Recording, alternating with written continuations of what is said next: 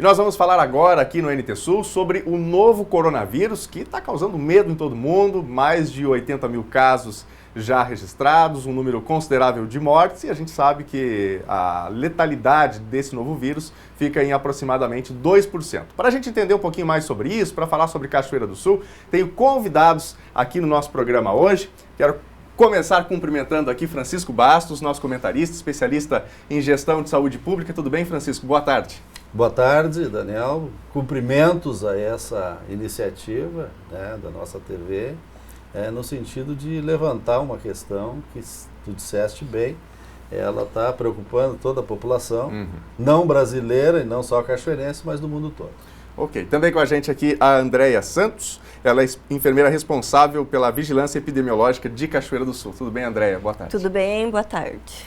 Bom, quero começar perguntando para vocês o seguinte: Cachoeira do Sul está preparada para receber, em caso do novo coronavírus chegar ao município? Ele tem uma propagação que é considerável, né? Começou lá na China, foi se espalhando, chegou a vários países, já um caso confirmado no Brasil, e o inverno está chegando, né? O que nos preocupa ainda mais aqui no Rio Grande do Sul. Cachoeira do Sul, André me falava antes aqui em off que já há inclusive um plano municipal para isso, né? Que foi adaptado do plano estadual. Como é que está funcionando isso, André? Bom, no dia 12, então, de fevereiro, houve uma reunião do Departamento de Vigilância, né, onde estavam representantes da nossa rede municipal de atenção à saúde, com o hospital, né, representantes que vão repassar as orientações para o nosso serviço de emergência, para a UPA, do Departamento de Atenção à Saúde, referente à nossa atenção básica.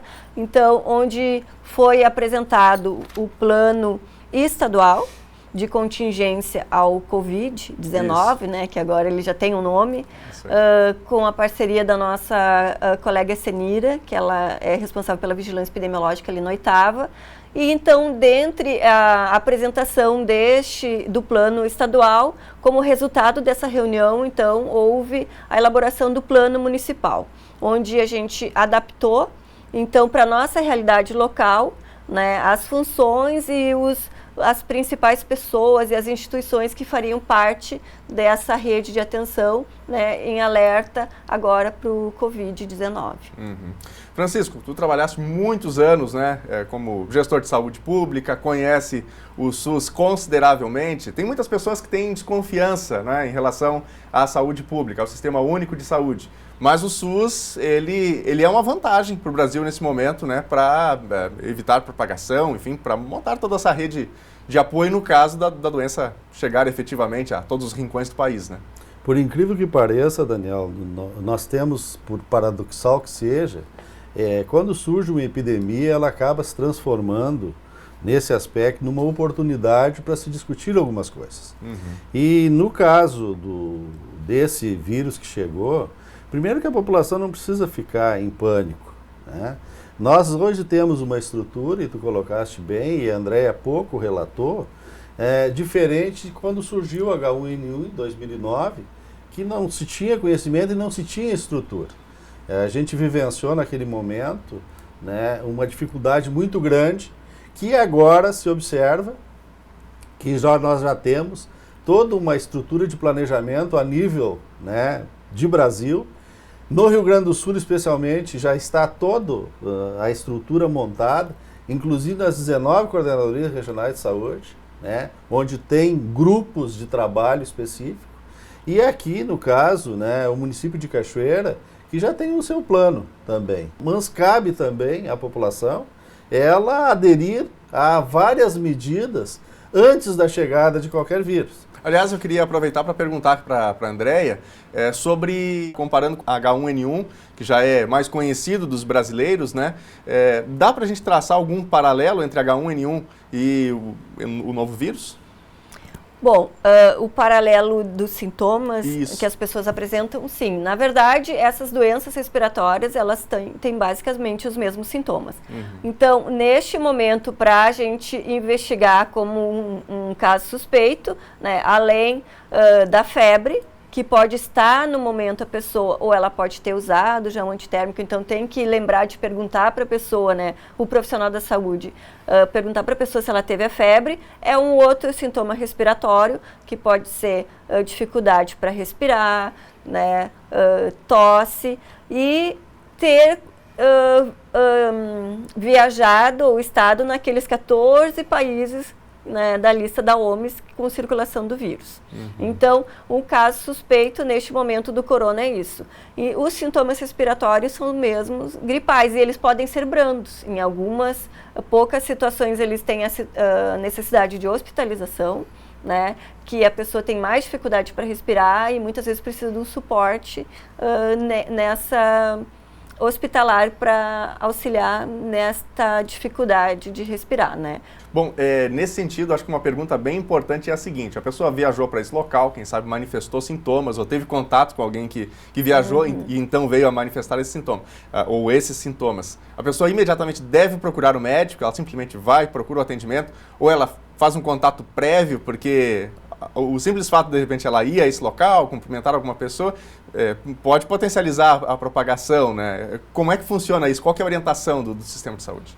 Bom, quando tem uma pessoa que retornou de um dos 14 países, né, e ela tem algum sintoma respiratório, deve procurar o serviço de saúde que está habituado, né? Ou se ele já consulta num consultório particular ou clínico, ou num serviço de emergência, dependendo dos sintomas que está apresentando. E estes profissionais que receberem essa pessoa vão ter que valorizar as informações de viagem ou não, lembrar de perguntar, olha, eu estou com...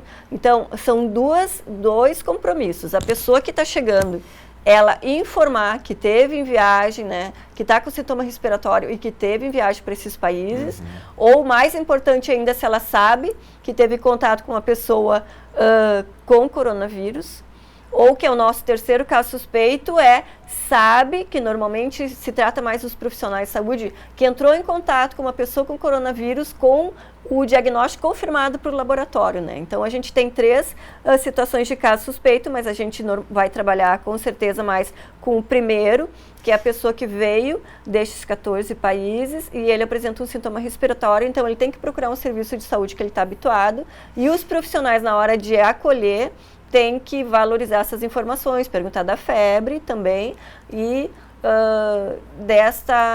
de quanto tempo que foi essa viagem. A 14 dias é o nosso principal período, né, para trabalhar. E aí este profissional que vai acionar o departamento de vigilância ou as autoridades dentro do seu município, conforme ficou determinado nos planos, né? Francisco, a gente estava falando antes sobre a vacinação, né? E que muitas pessoas negligenciam isso, e velhas doenças que já estavam desaparecidas começam a surgir. Com o advento aí do Covid-19, né? Em breve o inverno está chegando no Rio Grande do Sul, tem a campanha de vacinação contra a gripe. Será que isso vai potencializar o número de pessoas esse ano buscando a imunização contra a gripe, embora não vá imunizar contra o coronavírus, né? Que agora chama-se Covid-19. Deve ter uma corrida maior aos postos esse ano, né? Aí é o fato, quando a gente diz que a população não precisa entrar em pânico, porque está tudo estruturado, tem que fazer a sua parte.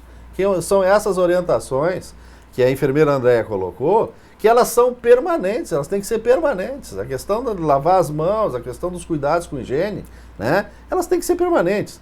O cuidado com a sua saúde, as pessoas de mais idade, controle do diabetes, controle da hipertensão, são todos fatores, né, que justificam, não para esse momento, mas constantemente. A expectativa sempre é de uma boa cobertura vacinal, de uma excelente cobertura vacinal, porque ela tem um efeito cascata, né? No momento em que há a intenção de antecipar a vacina da influenza, nós enfrentamos um problema, que é a produção de vacinas. E isso nos leva a quê? Que nós não temos investimento, enquanto país, nas tecnologias para essa produção. Então, isso também, quando se fala da pesquisa, da questão de todos esses investimentos necessários, ele se coloca, né, naturalmente quando tem esse tipo de problema. Como foi o caso da influenza naquele momento. Não tinha vacina. Por que não tinha vacina? Porque não produziram, enfim, porque não é um processo assim, faz amanhã, né? Então, eu acho que como eu disse, são momentos que a gente tem que refletir, né? Mas a propósito da tua pergunta, né, André, a gente sempre torce, se coloca de que as pessoas, né, tá aí a rede estruturada, né, para vacinar, que vá fazer a vacina. Uma coisa bem importante que também foi salientada ontem pelo ministro foi a questão, especificamente do Rio Grande do Sul, que é cultural, a roda de chimarrão. E aí houve um alerta do ministro, né? Quem sabe a gauchada desse um tempo na roda de chimarrão, né?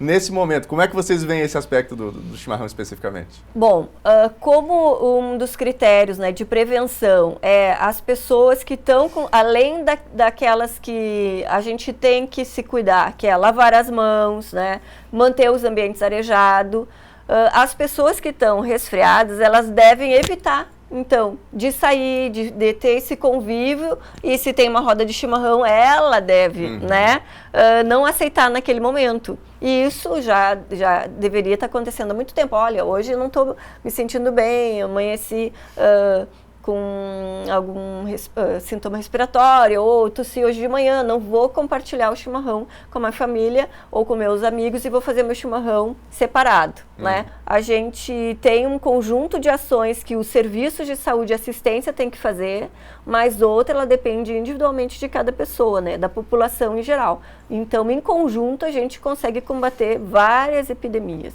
Francisco, a gente estava falando antes sobre a questão das idades, né, do público que é mais vulnerável, idosos, pessoas que têm algum problema nesse sentido que a André estava colocando agora, da imunidade comprometida por alguma razão.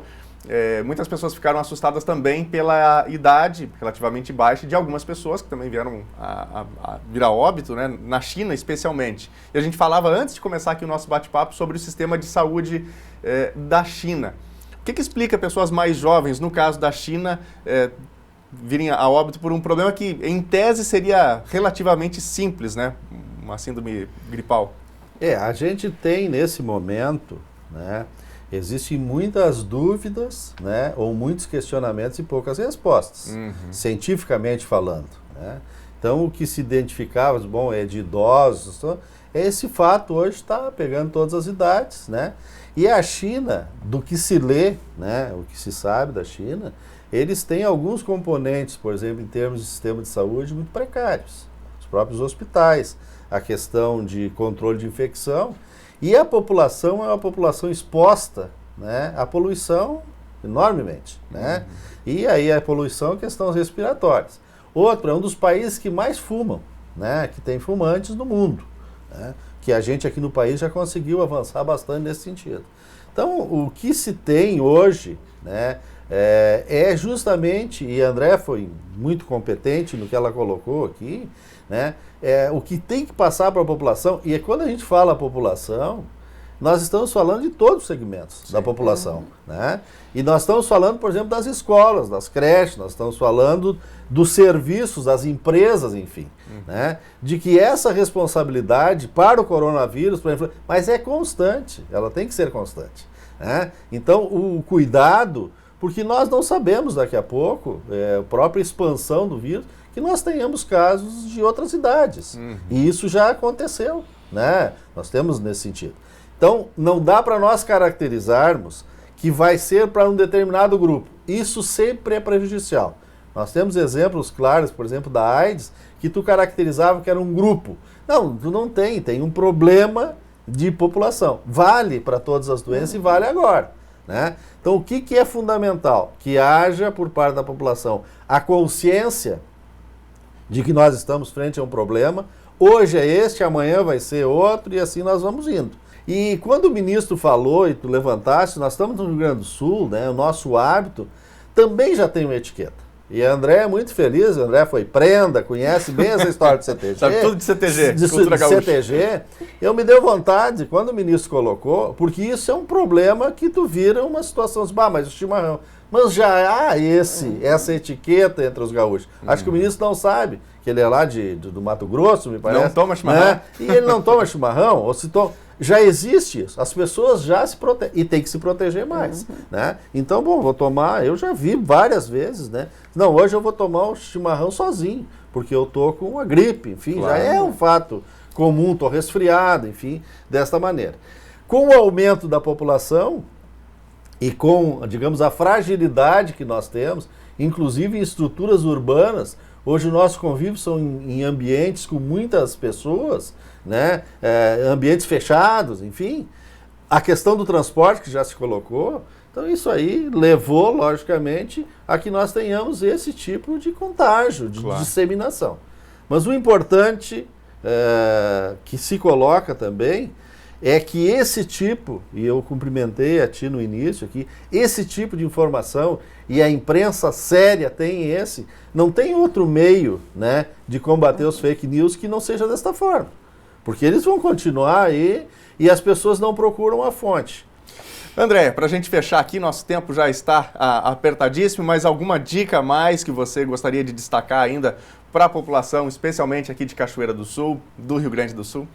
Bom, só um comentário, né, que o coronavírus, ele, neste momento, ele tem baixa letalidade, né, então a população em geral não precisa ficar em pânico.